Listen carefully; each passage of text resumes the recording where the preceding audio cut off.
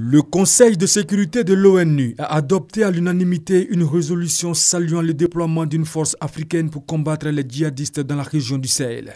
Ce projet de résolution, élaboré par la France, a été accepté par la totalité des 15 membres du Conseil après que Paris et Washington sont parvenus à trouver un accord.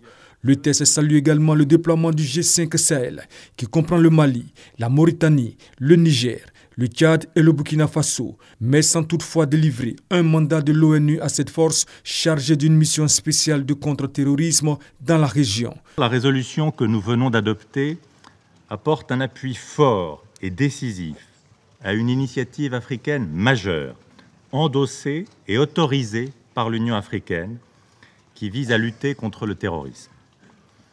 Elle contribue à la démarche stratégique visant à encourager la volonté des pays africains de prendre en charge la sécurité de leur continent. De son côté, l'ambassadeur du Mali a plaidé devant le Conseil pour un soutien plus conséquent afin d'assurer un fonctionnement efficace de la force.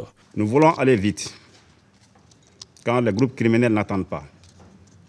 D'ores et déjà, je puis vous assurer de l'engagement total de nos États à relever les défis de la mise en œuvre de cette résolution. Nos chefs d'État sont déterminés à opérationnaliser rapidement cette force avec les ressources propres, en attendant l'appui de la communauté internationale. Les chefs d'état-major de cette force ont approuvé en mars un plan prévoyant des effectifs de 5 000 militaires, policiers et civils.